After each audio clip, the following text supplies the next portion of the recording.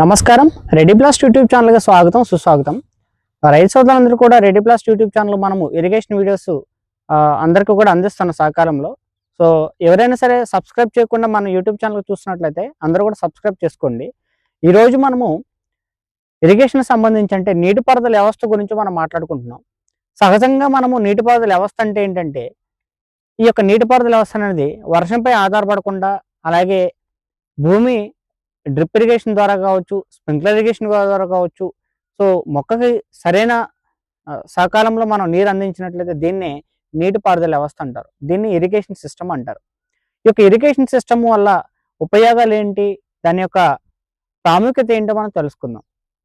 Irrigation system అనేది మొక్కకి చాలా అవసరం అవుతుంది. ఎందుకంటే మొక్కకి కావాల్సిన మోతాదులో కనుక మనం నీరు అందించినట్లయితే మొక్క అనేది సమృద్ధిగా పెరిగి ఆ యొక్క వేరు వ్యవస్థను బాగా బలపరుచుకొని మొక్క యొక్క శాఖయుక్తతను పెంపొందించడానికి బాగా దోహదపడుతుంది. తద్వారా మొక్క ఏదైనా ప్రధాన పంటలో ఉన్నటువంటి మొక్క ఏదైనా సరే ఆ యొక్క చీడపీడ నివారణ కావచ్చు, అలాగే ఎటువంటి ఇనాక్టివ్ అంటే పంట ఎదుగుదల లోపం కావచ్చు, ఇవన్నీ కూడా సమృద్ధిగా సరిచేసుకుంటాయి. అందువల్ల మనము సకాలంలో సరైన మోతాదులో మనం నీరు అందించినట్లయితే ఎక్కువ దిగుబడిని సాధించడానికి ఆస్కారం ఉంది. అసలు ఈ యొక్క ఇరిగేషన్ సిస్టంలో అంటే ఈ యొక్క నీటిపారుదల సిస్టంలో ఎన్ని రకాలు ఉన్నాయి, అవి ఎందుకు వాడతాము అనేటువంటి అంశాల గురించి మనం డిస్కస్ చేద్దాం. నీటిపారుదల సిస్టంలో మొత్తం 3 రకాలండి. ఒకటి డ్రిప్ ఇరిగేషన్, 2 స్ప్రింక్లర్ ఇరిగేషన్, తర్వాత ఫ్లడ్ ఇరిగేషన్. ఇట్లా మనం డిస్కస్ చేస్తూ ఉంటాం. డ్రిప్ ఇరిగేషన్ అటువంటిది ఏంటంటే సహజంగా అన్ని హార్టికల్చర్ అంటే ఉద్యాన శాఖ పంటల్లో మనము వాడటం జరుగుతూ ఉంది. సో, ఉద్యాన శాఖ పంటల్లో కూడా మనము ఎక్కువ మోతాదులో డబ్బు ఖర్చు పెట్టకుండా రెడీ ప్లాస్టిక్ సంబంధించినటువంటి వారు నమ్మకమైన బ్రాండ్తో మనం ముందుకెళ్తా ఉన్నారు. సో, అట్లాంటి రెడీ ప్లాస్టిక్ సంబంధించినటువంటి డ్రిప్ ఇరిగేషన్ మనం యూజ్ చేసినట్లయితే మనకి ఎక్కువ సహకారంలో తక్కువ ఖర్చుతో ఎక్కువ రోజులు అనేది ఎక్కువ సంవత్సరాలు మనము దాని వినియోగం అనేది చేసుకోవచ్చు. అలాగే ఈ యొక్క డ్రిప్ ఇరిగేషన్ అటువంటిది ఆయిల్ ఫామ్లో కావచ్చు, ముఖ్యంగా ఆయిల్ ఫామ్లో లేటర్లో వేస్తారు. సో, దీనికి మినీ స్ప్రింక్లర్స్ ఉంటాయి. సో, మినీ స్ప్రింక్లర్స్ ద్వారా ఏంటంటే మొక్కకి 8 నుంచి 12 అడుగుల పై వరకు ఆ యొక్క మొక్క అంతా కూడా వేరే వ్యవస్థ అంతా కూడా తడిపే విధంగా చేస్తుంది. ఇది ఒక సిస్టమ్ అనమాట డ్రిప్ ఇరిగేషన్లో. అలాగే డ్రిప్ ఇరిగేషన్లో కూరగాయల సాగులో చాలా మంది రైతు సోదరులందరూ కూడా పేపర్ డ్రిప్ అంటారు. సో, పేపర్ లేటర్ అని చెప్పేసి పిలుస్తూ ఉంటాం. అంటే ఒక 2 నుంచి 3 సంవత్సరాల వరకు కూడా దీన్ని భద్రంగా మనం వాడుకున్నట్లయితే తక్కువ ఖర్చు అవుతుంది. ఇది ఈ రైతన్నలకు చాలా బాగా మేలు చేస్తుంది ఇది. సో, ఎక్కువ మోతాదులో మనము డబ్బులు ఖర్చు పెట్టేంత అవసరం లేదు. అదేవిధంగా మనకి మిగతా కొన్ని రకాలైనటువంటి కొబ్బరి కావచ్చు, కోకో కావచ్చు, అలాగే జామ కావచ్చు, నిమ్మ కావచ్చు, ఇట్లాంటి రకాల పంటల్లో కూడా మనము ఈ యొక్క డ్రిప్ ఇరిగేషన్ అనేది వాడుతూ ఉన్నారు. ఈ యొక్క డ్రిప్ ఇరిగేషన్ వాడటం వల్ల ఏంటంటే మొక్కకి తక్కువ నీరని కాదు, సరిపడని నీరు అందించడం మాత్రమే కాకుండా భూమి అంతా కూడా లీచింగ్ కెపాసిటీ అంటే నీటిని నిల్వ సామర్థ్యం పెంపించుకున్నటువంటి ఆ యొక్క సామ్రాజ్యాన్ని పెంపొందించుకొని భూమి నిల్వ చేసుకునే క్యాపబిలిటీని సంపాదిస్తుంది. అందువల్ల మనము డ్రిప్ ఇరిగేషన్కి ఎక్కువగా ప్రిఫర్ చేయడం జరుగుతుంది. ఇంకొక సిస్టమ్ గురించి మనం మాట్లాడుకోవాలంటే స్ప్రింక్లర్ ఇరిగేషన్. ఇక స్ప్రింక్లర్ పద్ధతి అనేది సహజంగా ముఖ్యంగా ఉద్యాన శాఖ పంటల్లో వేరుశనగలు ఎక్కువగా వాడతాము. అలాగే పశువులకు వేసేటువంటి గడ్డి సంబంధించి కావచ్చు, అలాగే కొన్ని రకాలైనటువంటి పల్సెస్ అంటే అపరాల సాగులు మినుము, పెసర, అలాగే కొన్ని రకాలైనటువంటి అపరాల సాగు బొబ్బర, అలసంద ఇట్లాంటి సాగులో మనము స్ప్రింక్లర్ ఇరిగేషన్ పద్ధతిని మనం వాడతాం. ఈ స్ప్రింక్లర్ ఇరిగేషన్ వాడటం వల్ల ఏంటంటే తుంపర్ల సేద్యం అంటారు తెలుగులో వీటిని. ఈ తుంపర్ల సేద్యం వల్ల ఏంటంటే వర్షపు చెరుకులాగా మొక్క అంతా కూడా పైభాగానంతా తడిచి తద్వారా ఏంటంటే రూట్ సిస్టమ్ వరకు వెళ్ళిపోయి రూట్ అంతా కూడా చక్కగా లోపలికి చొచ్చుకుపోయి సో భూమి నుంచి వచ్చేటువంటి కాయలు ఏతున్నాయో బాగా బలంగా ఊటలు దిగటానికి ఆస్కారం ఉంది వేరుశెనగలు. అందుకనే వేరుశెనగలు ఎప్పుడు కూడా స్ప్రింక్లర్ పద్ధతిని రైతులు ఎక్కువగా ప్రిఫర్ చేస్తూ ఉంటారు.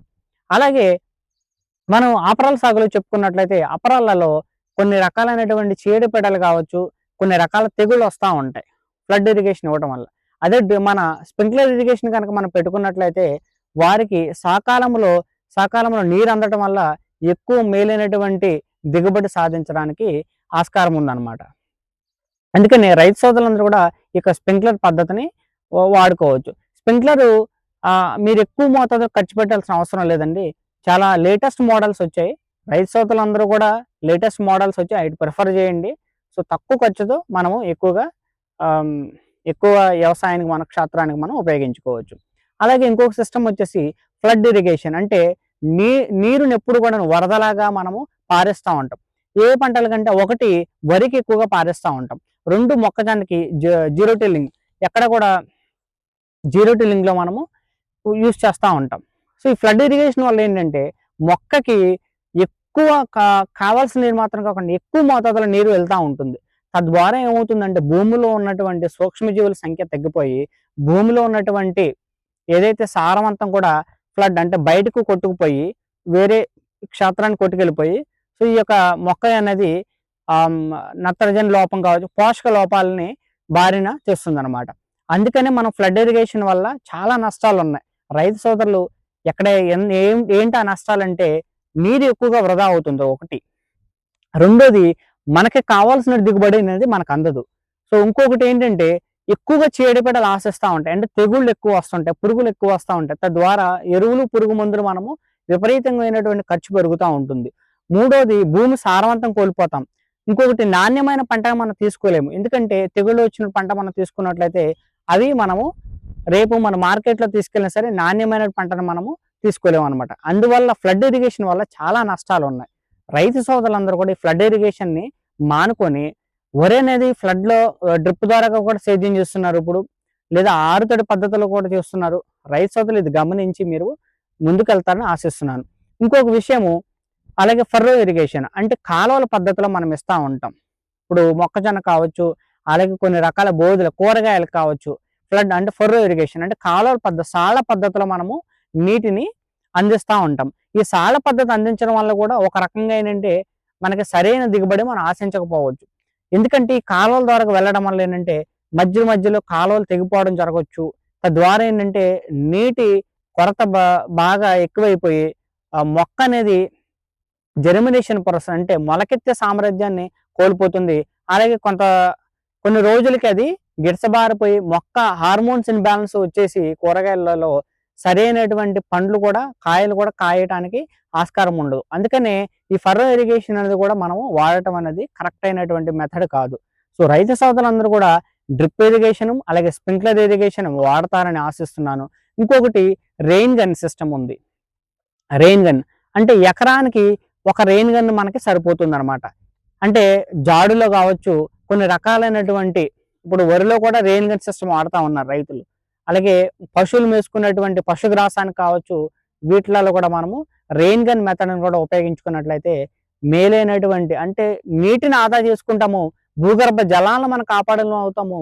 తద్వారా తక్కువ నీటితో ఎక్కువ పంటను మనం సాధించుకోవచ్చు. తద్వారా మనము మేలైనటువంటి దిగుబడులు సాధించి రైతన్నలు రాజుగా మారడానికి చాలా ఆస్కారం ఉన్నాయని చెప్పేసి చెప్తా ఉన్నాను. సో రైతు సోదరులందరూ కూడా నేను చెప్పినటువంటి అంశాలను కూడా ఆలకించి రైతు సోదరులు ఇప్పుడే ఈ రోజు మీరు డ్రిప్ కనుక ఆహ్, బుక్ చేసుకోవాలంటే మన స్క్రీన్ పై కనపడుతున్నటువంటి నెంబర్లకి readyplus.com అనేటువంటి వెబ్సైట్‌లో మీరు ఆన్‌లైన్‌లో బుక్ చేసుకోండి. లేదా మా స్క్రీన్ పైన కనపడుతున్నటువంటి నెంబర్‌కి డయల్ చేయండి. అందరూ కూడా డ్రిప్ వాడి మేలైన దిగుబడులు సాధించి రైతే రాజుగా మారతారని కోరుతూ మీ ready plus YouTube channel Gopalakrishna Marikanti.